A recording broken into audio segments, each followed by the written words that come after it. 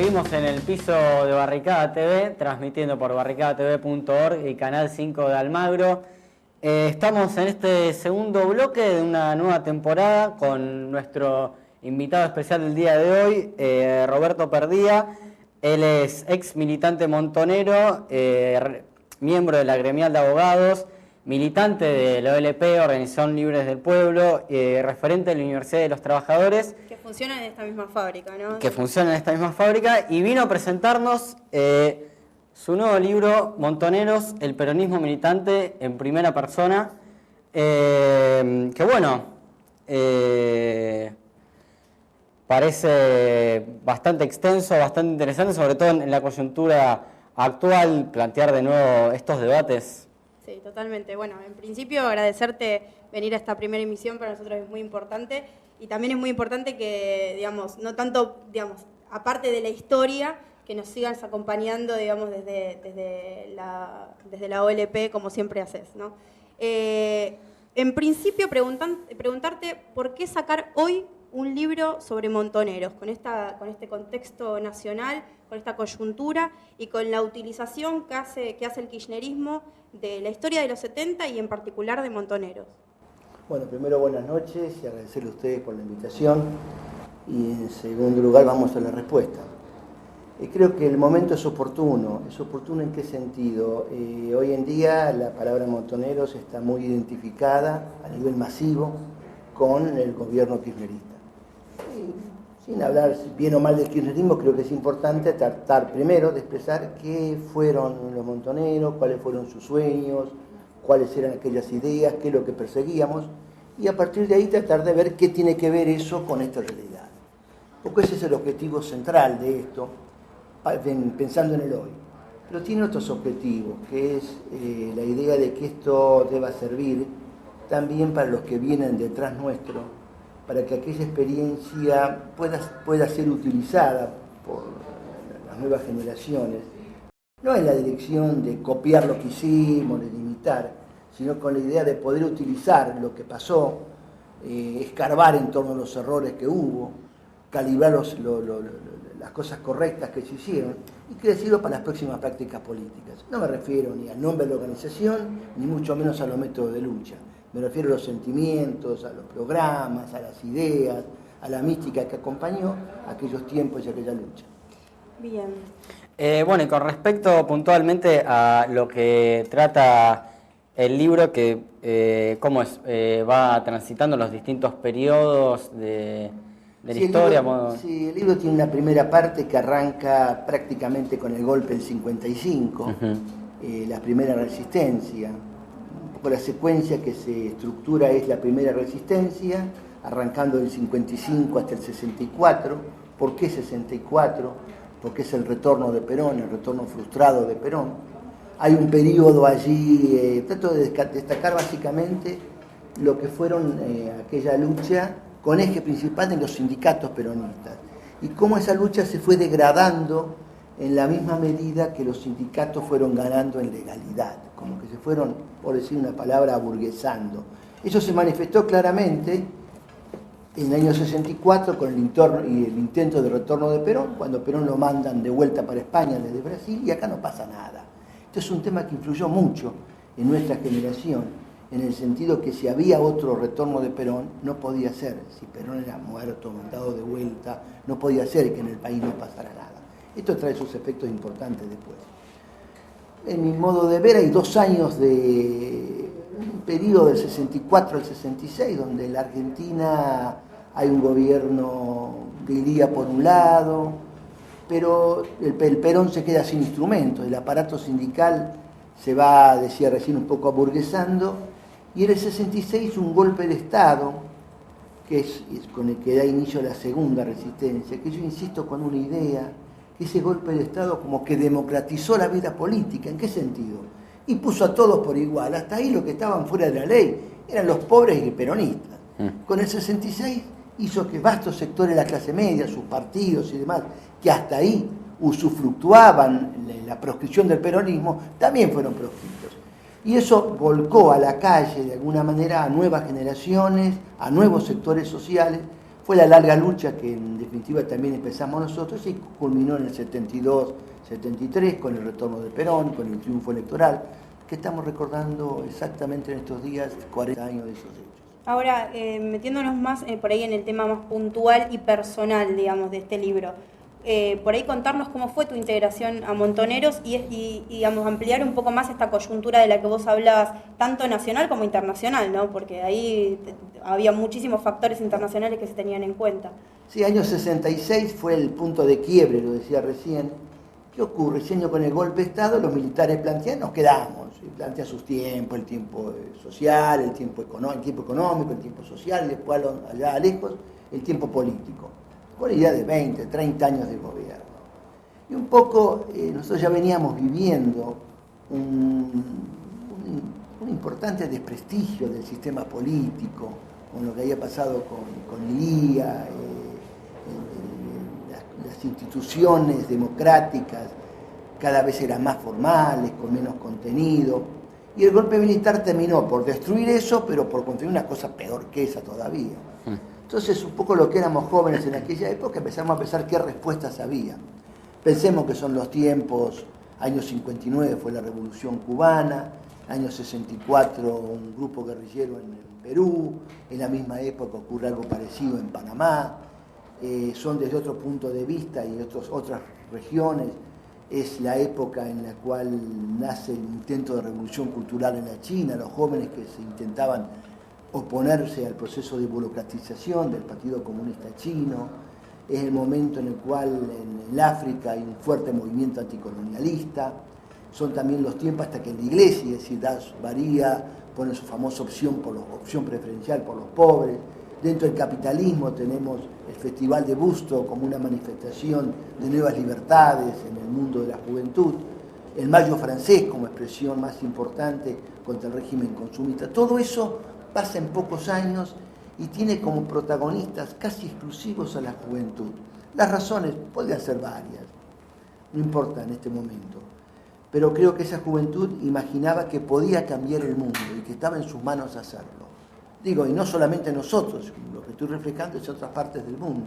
Bueno, éramos parte de ese proceso, de ese camino. Y en ese camino fuimos asumiendo, bajo las condiciones internas, el golpe militar, la proscripción del peronismo, etcétera, adquiriendo las condiciones que la propia realidad nos iba indicando. Y así, de camino en camino, terminamos construyendo una fuerza político-militar. Vos, en primer momento, tu primera militancia fue en FAP. Fue en FAP. Nosotros teníamos una coordinación con los compañeros que caen en Tacorralo. La idea era que teníamos que discutir con ellos un tiempo después, una fecha posterior a su caída, acerca de qué íbamos a hacer. Yo militaba en el norte santafesino, en lo que se llama Cuña Boscoso santafesino, en la zona de Hacheros. Y teníamos que definir si nos integrábamos a la FAP en Tucumán, si lanzábamos un grupo aparte en la zona nuestra, en fin, teníamos que definir. Esa definición nunca se dio, porque el grupo original de la FAP cae en Tacorralo unos días antes de que se tenía que producir esa reunión. Y bueno, después seguimos, los compañeros de la FAP nos encargan a los que estamos en Santa Fe, que teníamos una mayor experiencia en trabajo rural y demás, nos encarga de que nos traslademos a Tucumán y Salta a retomar lo que había quedado de la FAP y nos ponemos a construir la FAP allí, hasta que un par de años después hay algunas diferencias políticas con los compañeros sobre la evolución que había sido con el intento guerrillero, sobre una pelea acerca de cómo era el federalismo, cómo se construía la organización, y en ese interín empezamos a construir otra organización que se iba a llamar Montoneros, cuando se produce la muerte de Aramburu, el Aramburazo, y allí, bueno, también con el nombre Montoneros, y eran compañeros los cuales conocíamos de antes, con lo cual nos integramos casi inmediatamente. Es decir, que ustedes dentro del FAP habían tomado el nombre Montoneros antes. Un grupo que nos estábamos separando de la FAP, ya habíamos decidido que unos meses después íbamos a tomar públicamente el nombre Montoneros. Y en el medio aparece otro grupo con el mismo nombre. Bueno, además como nos conocíamos personalmente, coincidíamos en un montón de cosas, bueno, nos sumamos y fue la misma cosa. Lo interesante de ese momento es que en esa integración que se produce no hay documento de integración, no hay reunión nacional, ni debate, ni nada, sino que es una especie casi natural, impuesta por las circunstancias. Estos compañeros habían sufrido un golpe muy grande por un intento de ocupación de un pueblo, la Calera en Córdoba, habían pasado la clandestinidad muchos de ellos y no tenían infraestructura, y se fueron distribuyendo en distintos puntos del país, con lo cual la unidad nació como una cosa lógica. Uno la piensa y la compara con las situaciones donde se dan larguísimos debates para no hacer la unidad, ¿no es cierto? Después. Y aquello ocurrió casi naturalmente. Eso es interesante porque me parece que hay dos cuestiones que por ahí hoy en día se reivindican y todos los que estamos hoy en día de este lado de la trinchera reivindicamos, que son la unidad y por otro lado, digamos, entender ciertas cuestiones, digamos, del pueblo como focalizando prácticamente en esto que vos planteás de unidad y en ese momento con lo que vos contabas recién del hecho de Aramburu, cómo se toma en ese contexto internacional y nacional la violencia, digamos, entendida como del pueblo legitimando sus derechos. Creo que eso es interesante y que hoy se ve totalmente de otra manera y que es una de las cosas que el kirchnerismo no se puede apropiar y que realmente es una de las cosas que deja de lado, ¿no? ¿Cómo ves vos esto? Sí, en aquella época la violencia, bueno, como en toda sociedad capitalista, hay una violencia permanente, pero además de eso hay una violencia política, que estaba en el sistema represivo y el peronismo como principal víctima de esa situación, con desaparecidos, con muertos, con diferentes tipos de expresiones de violencia. El hecho de Aramburu conmovió a la sociedad. ¿Por qué la conmovió? Porque era la muestra de que el pueblo podía, bajo ciertas condiciones, responder. Hasta ahí, de alguna manera, el peronismo era ligar los sopapos y no había respuesta. Yo me he encontrado con el paso de los años, ya muerto, pero con muchos viejos dirigentes peronistas que me dijeron una cosa que vista desde hoy es imposible de imaginarla.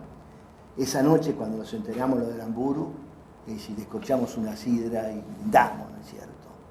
Es decir, ¿cómo es posible imaginar? Brindaron por la muerte, el ajusticiamiento de una persona. Lo que pasa que era tal el sentimiento de persecución sobre el peronismo que el pueblo reaccionó, como suele pasar en uno más años, pero en algún momento reacciona. Y esa reacción la asumió el pueblo y comenzó a actuar. Yo creo que ese es un punto crucial en la construcción de esa fuerza y es uno de los muy pocos elementos claves que constituyen el arraigo popular que tuvo Montoneros dentro del pueblo peronista en aquellos tiempos, ¿no? Eso visto desde hoy, y es difícil de comparar la situación, porque evidentemente no hay ninguna condición que se parezca a esa. Yo creo que más que nada lo que el kirchnerismo pretende asociar es una cosa posterior, pretende quedarse con la imagen de lo que fue los efectos de la lucha. Claro, justamente. O sea, entonces con la victimización de lo que fue la acción de la represión. Entonces, las leyes, la pelea contra el punto final, obediencia de vida, los juicios de los militares y demás, es todo contra el sistema represivo posterior al 76, básicamente. Y creo que eso está bien, pero no fue el sentido originario de nuestra lucha. Nuestra lucha no era sentirnos víctimas, sino sentirnos protagonistas de una lucha. Yo creo que la palabra víctima, por ejemplo, inclusive, como parte del vocabulario político, aparece en estos tiempos y tiene rasgos muy fuertes en el conjunto de la sociedad. Y tiene que ver con esto, de que una cosa es reivindicar las víctimas de la lucha y otra cosa es reivindicar la lucha. Son dos cosas bastante distintas una de otra. El kirchnerismo en general se ha quedado con la reivindicación de las víctimas, un hecho importante, absolutamente reivindicable, pero las víctimas son las consecuencias, el efecto de una lucha previa que dio el pueblo. De una lucha previa que en el caso de la dictadura, de la última dictadura, tiene su importancia. Por más que algunos digan que, bueno, que los militares se fueron por Margaret Thatcher, ¿no es cierto?, que en paz descanse, no está allí la causa principal de la retirada de los militares. Sí, ellos intentaron con Malvinas legitimar y recomponer su imagen, pero tiene que ver fundamentalmente con la resistencia. Y si no, miremos la duración de las dictaduras, cuánto duró en Chile, cuánto en Uruguay, cuánto en Bolivia, cuánto en Brasil y cuánto en la Argentina. Por alguna razón, el proceso argentino duró varios años menos de lo que duró en los demás países. Y eso tiene que ver, sí, con su error en las Malvinas, pero tiene que ver fundamentalmente que hay una resistencia creciente en el país que ya estaba tomando características de masas, como se comprobó el 30 de marzo del 82, cuando decenas de miles de compañeros se vuelcan a las calles. Bueno, 2.000 presos esa noche, ¿no? 2 días después se produce el hecho Malvinas. Pero creo que había y hay una lucha del pueblo en toda esta historia que es importante reivindicar y no quedarnos simplemente con la reivindicación de las víctimas. Porque ahí corremos el riesgo de otra cuestión que yo la señalo, que es claramente polémica, que planteo qué pasa a partir del 83, ¿no? 82-83, en el sentido que ahí se recupera la democracia, entre comillas, y aparecen los derechos humanos en el principal lugar de la historia. Y yo creo que ahí convergen 2 tipos de políticas. Una que sirve al pueblo, que es en definitiva echar a los militares, recuperar libertades democráticas, que el pueblo vuelva a votar, etcétera, etcétera, que es importante. Al mismo tiempo, tomar la bandera de los derechos humanos como un espacio de lucha y reivindicación del movimiento popular y de la historia de los que fueron los desaparecidos, los muertos, etcétera.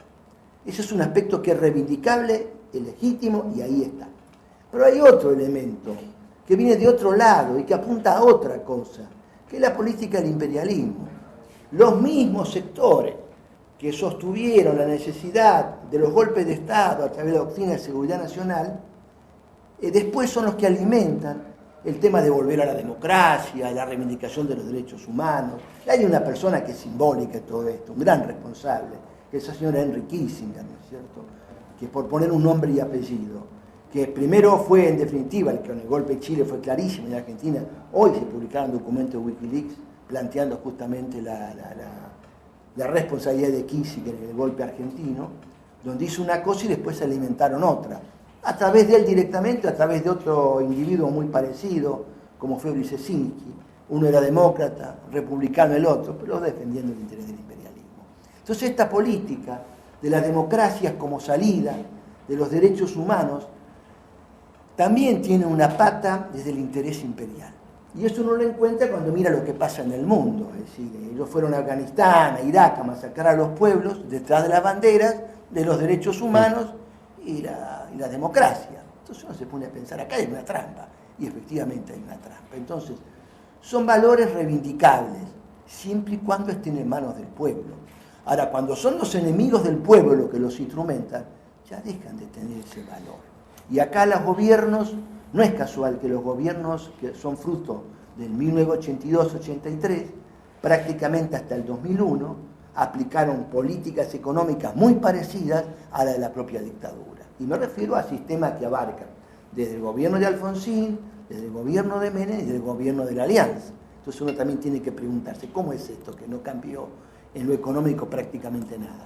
Ahora, volviendo un poco para atrás, si tuviéramos que poner ejes programáticos, digamos, de Montoneros en sí, y uniéndolo con esto que vos decís, de la delimitación y el reconocimiento del enemigo, digamos, por ahí contarnos un poco cuáles eran estos programas de Montoneros, si cambiaron con el traspaso del tiempo. Montoneros estuvo hasta los 90, y cómo era la delimitación del enemigo en ese sentido con los gobiernos pseudodemocráticos de los 80. Sí, yo ahí lo que señalo es que hay de hecho una contradicción que se manifestó de diversas maneras, no como contradicción abierta, pero existió, entre lo que se puede llamar un programa de largo plazo, un programa de largo plazo que fue explicitado allá en los inicios, año 71, fines del 70, 71, que incluía la socialización de los medios de producción, etc. El socialismo. Y ese programa de largo plazo hubo que irlo compaginando con el propio programa que adoptó el Frejuli. Y esa contradicción entre el largo plazo y el corto plazo aparecía permanentemente. Nosotros diferenciamos lo que es el programa de la coyuntura con las cosas que se iban haciendo, acompañando de alguna manera el programa que tiene el Frejuli, que es la fuerza electoral con la cual se ganaron elecciones en el 73, con los objetivos de largo plazo. Eso lo planteamos con la idea del socialismo nacional o construcción nacional del socialismo, etc. Eso fue lo que podemos llamar un punto de fricción permanente entre lo que aspiramos a lograr en el largo plazo y lo que nos pasaba en cada una de las coyunturas. Eso motivó también problemas internos, problemas con Perón, etc. Eso fue un tema. Y eso acompañó durante todo el proceso hasta, podemos decir, el golpe de Estado. En el golpe de Estado del 76 ya las cosas cambian. Es decir, en ese momento sí, también, bueno, naturalmente con ese programa y con eso había choques con Perón, que aparecieron la misma noche del 25 de mayo del 73, cuando los compañeros van a la cárcel de Devoto para recuperar los presos y Perón al día siguiente se enoja por esa movilización, pero que tenía por objetivo, y lo habíamos planteado, cumplir con lo que era una consigna que se había planteado en toda la campaña electoral, ni un solo día de gobierno popular con presos. Y bueno, y había que cumplirlo, y se lo habíamos manifestado a Perón y a Cámpora en Roma, se lo dijimos a Cámpora de vuelta acá en la Argentina, y no es que no lo quisieran hacer, pero venían como remolonamente, pensando que bueno, ya mañana se arregla, se reúne el Parlamento y demás. Y las cosas son o no son muchas veces. Entonces ese símbolo político motivó que esa noche 20, 30.000 jóvenes fueran a Devoto, hubo dos jóvenes muertos esa noche. Y bueno, y cuando ya la situación se volvía insostenible, tuvieron que largar a los presos y hacer lo que podían haber hecho a la tarde sin ningún problema, dictar un indulto allí y después legitimarlo con una ley de amnistía en el Parlamento. Pero ahí empezó ya un problema. Ese problema se fue ahondando con el paso del tiempo y se fue haciendo dura la confrontación con el propio Perón. Esa confrontación hay muchos errores, me parece, nosotros por ingenuidad, por infantilismo, etc.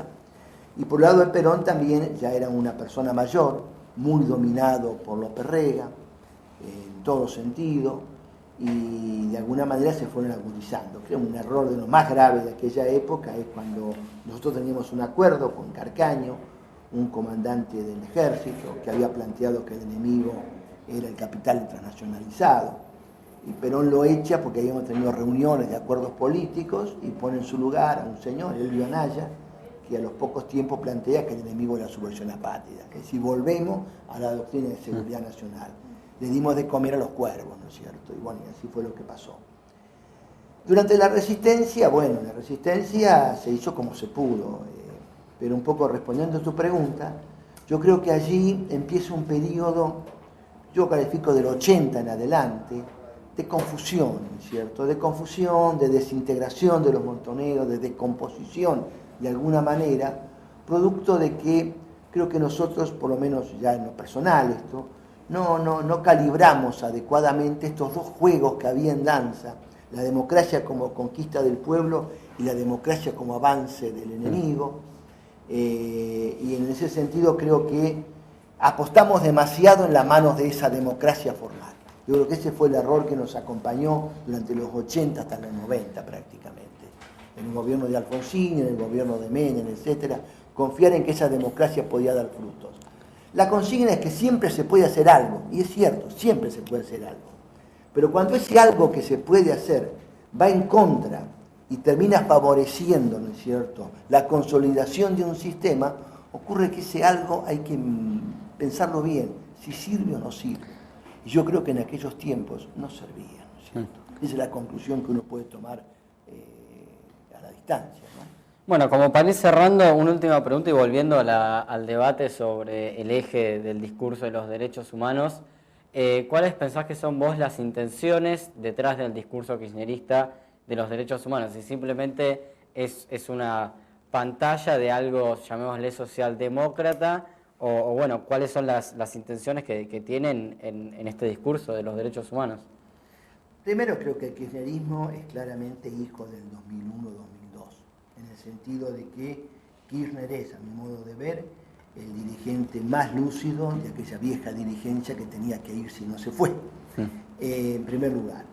Entonces Kirchner lo que adopta es, de hecho militó en juventud de la JUP, ¿no es cierto?, en sectores vinculados a Montoneros, y adopta una parte del discurso por un lado, y por el otro lado adopta la bandera de los derechos humanos.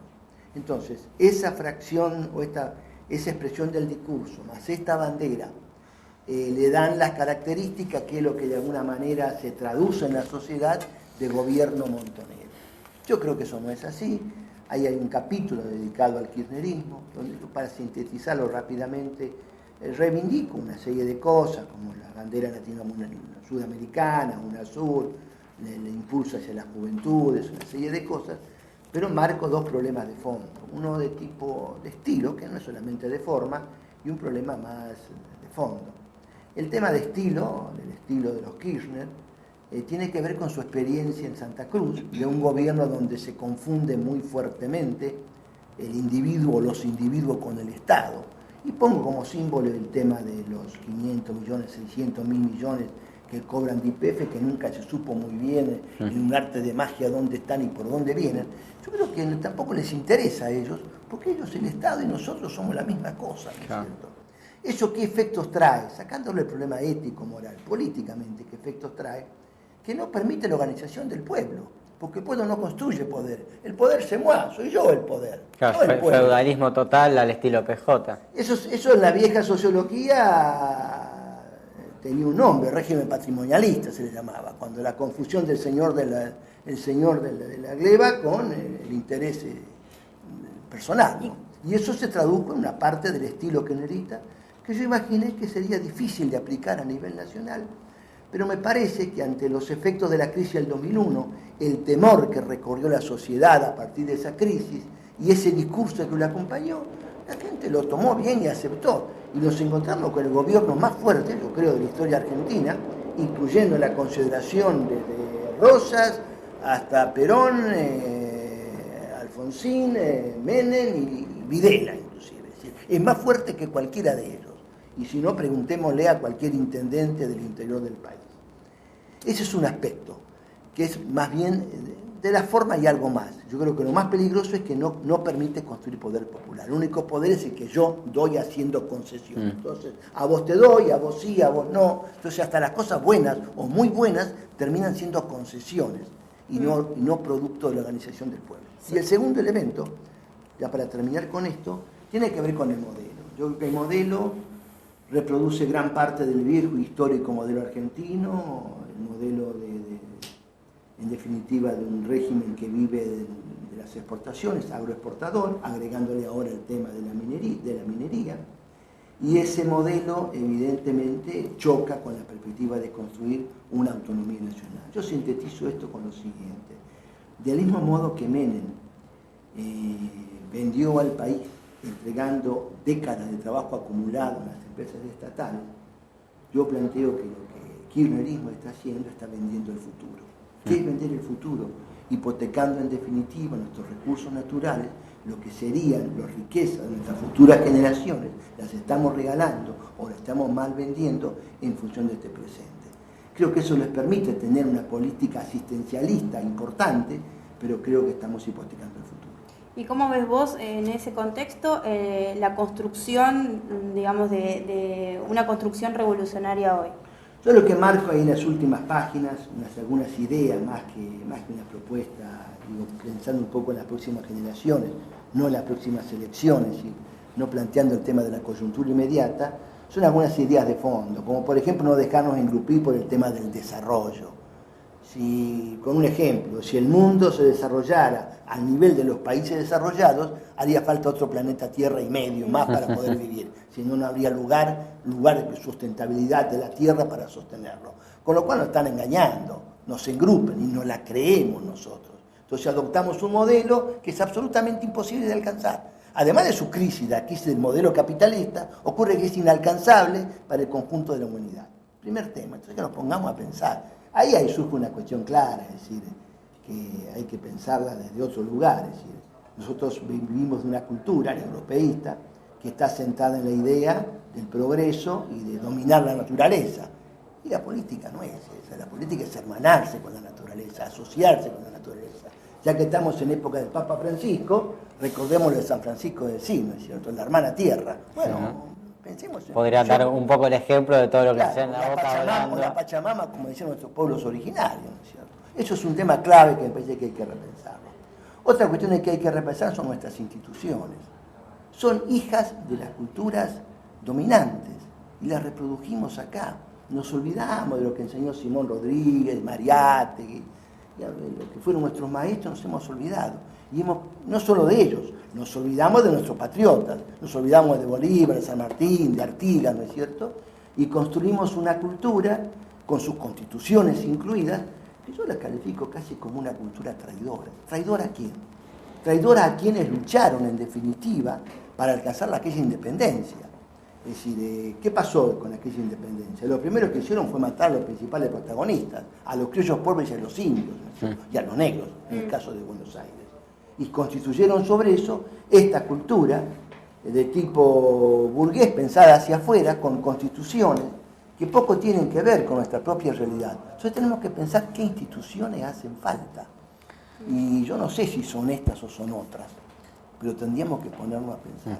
Y otra cosa es construir un nuevo tipo de poder, que vaya asentando desde una idea general, pero con algún poder que se vaya construyendo con el conjunto de la población, por citar algunas cosas.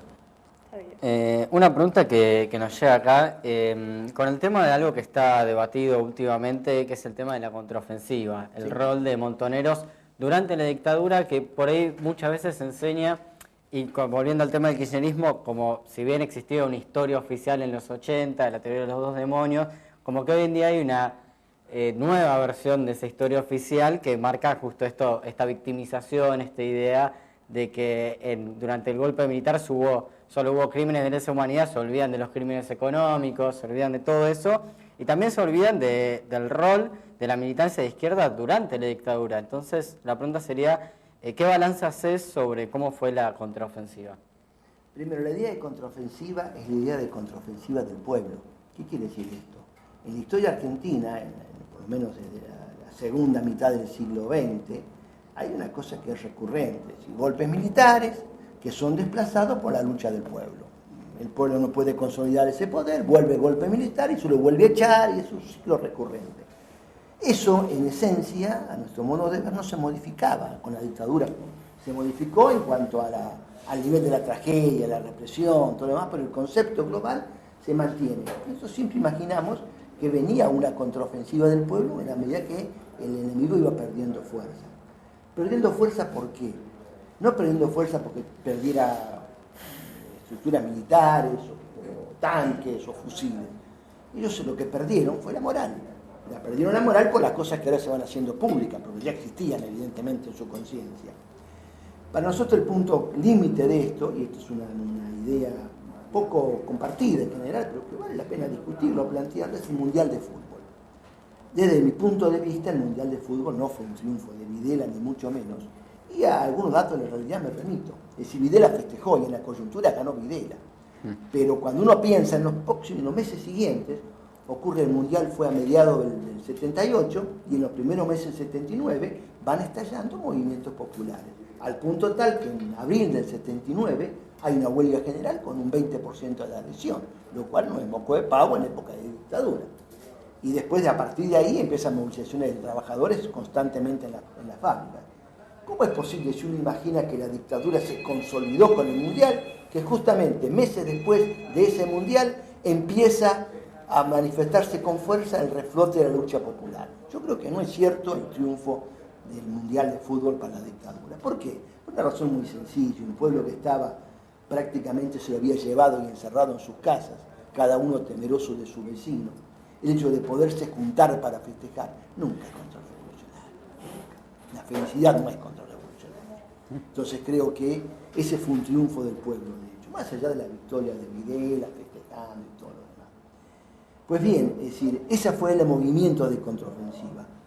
Nosotros planteamos ahí que a partir de ese movimiento de contraofensiva podíamos acompañarlo con acciones propias. Eso es un despliegue del pueblo. Y esas acciones propias fueron lo que desarrollamos, años 79 y 80. Y ahí yo creo que donde nosotros nos equivocamos es en la forma de instrumentar esas acciones de la contraofensiva.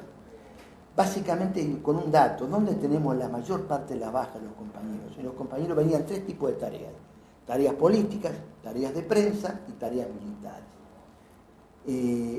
¿Dónde tenemos la mayor parte de la baja? En las tareas políticas, los compañeros que iban a tomar contacto con organizaciones sociales que empezaban a construirse y demás. ¿Por qué? Porque todavía es un territorio fuertemente en disputa, donde el poder militar, el poder represivo, el poder económico seguía teniendo una influencia muy fuerte. Entonces yo no estoy diciendo que ahí los buchonearan, pero sí allí había toda una red de funcionamiento del sistema represivo que evidentemente seguía funcionando. Por eso es que en ese sector tenemos pero el 80% de la caída de los compañeros, ¿no? De modo tal que Si se quiere y se plantea en términos de la autocrítica no es por la contraofensiva. La autocrítica en todo caso es no haber interpretado cabalmente lo que el pueblo pensaba o vivía en función de eso la organización que se planteó. No sé si con esto respondo. Sí.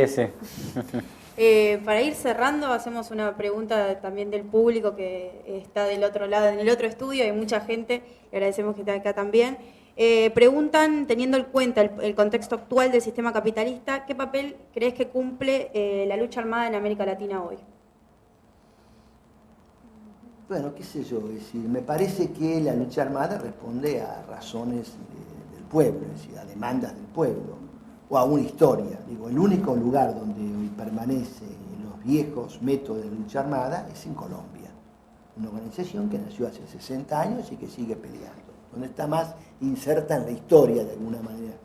Yo creo que hoy en día, más que la lucha armada en términos, porque la lucha armada hay que también pensar un poco, más que en términos de grupos comando, yo creo que la acción más apunta a aspectos de tipo insurreccional, a organización del pueblo que en algún momento puede adoptar algún formato de reacción pública armada inclusive, pero más en reacciones populares masivas. Creo que ese es el formato que más se está adecuando a lo que pasa. Y ya que está esa pregunta, una observación se me ocurre. Se habla mucho de la cantidad de compañeros caídos en la década de los 70, los 80 y demás, que es importantísima, que realmente es uno de los dolores más profundos que uno siente. Pero también tiene que recordar que yo creo que hoy en día está muriendo una cantidad semejante de jóvenes, bajo condiciones absolutamente distintas, pero ya tan jóvenes como éramos jóvenes nosotros. Lo que pasa es que no mueren por un proyecto político, mueren por una cuestión que yo creo que no son ingenuos ni inocentes, el poder político y el poder económico, y que eso está promovido de alguna manera, que es la pelea por la droga, por la subsistencia, el paco, etcétera, etcétera. Es decir, mi vida no vale nada y la tuya tampoco. Esto que se llama inseguridad colectiva, pero que tiene que ver con la muerte como de los jóvenes, pero de un modo muy generalizado, víctimas de gatillo fácil o de enfrentamientos entre ellos, donde nos encontramos con números de jóvenes muertos, asesinados, que son realmente impresionantes. Lo que pasa que solamente aparece en los diarios en las páginas policiales y se corresponde a un sector social que no tiene otro punto de manifestación o de referencia. Son los pobres de la villa, son los excluidos del sistema económico, que se matan entre sí o mueren la mayoría en manos de lo que sería el gatillo fácil o la fuerza policial. La misma violencia de la que hablabas antes, del mismo sistema, solamente que con otro... Pero creo que hay que señalarla porque de alguna manera, si no, nos queda el tema de la violencia de los 70. Hay una violencia íncita en la sociedad a la cual hay necesidad de responder. No creo que hoy sea, tomando la pregunta, la lucha armada la forma de resolverlo, pero sí una fuerza muy importante que sea capaz de desarmar, ¿no es cierto?, esta acción que están armando los grupos ligados al poder, que lo vemos, bueno, en Rosario es típico y acá en el Gran Buenos Aires, ni hablar, ¿no es cierto?, de cómo están articulados con el sistema político, articulado con el poder de policía y articulado con el sistema judicial. Si me permite una anécdota de un minuto, en Brasil hay un señor Marcola, que está en la cárcel de San Pablo, que dirigía el comando vermelho del número 1, el de San Pablo, ¿no es cierto?, que hace un par de años viene acosando a la policía, incendiando colectivos, quemando comisarías y demás. Y organiza a los presos y a los que van saliendo de las cárceles en función de mantener actividades delictivas y sostenerse entre ellos. Yo siempre preguntaba por qué con la miseria que está pasando en la Argentina no había Marcola en la Argentina. Y un día me di cuenta de que sí, que hay Marcola en la Argentina. El Marcola en la Argentina es el sistema de poder, que en el Gran Buenos Aires existe claramente en buena parte de los municipios, con el poder político, el poder de la policía y el poder judicial, que actúan mancomunados de alguna manera, unos repartiendo poderes, el otro vendiendo la droga, el otro reprimiendo y el otro justificando las cosas en la justicia. Bueno, Marcola ya existe, ¿no es cierto? Y Marcola mata, y mata todos los días. Muchas gracias por acompañarnos en este primer noticiero de Muchísimas gracias por tu presencia, la verdad es un orgullo. Un lujo. Gracias a ustedes. Kasum está financiando la OTAN en Turquía. Le pagan 7 veces lo que cobraría un sueldo, un obrero o un trabajador en Siria. La política ferroviaria en un triángulo de corrupción, funcionarios del Estado, concesionarios y sindicalistas, sindicatos.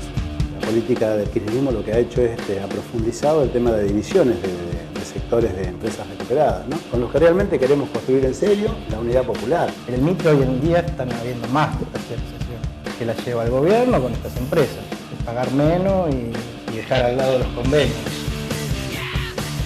Las medidas tomadas por el gobierno en materia de política de medios lo que revelan es bastante poca pericia, poco conocimiento.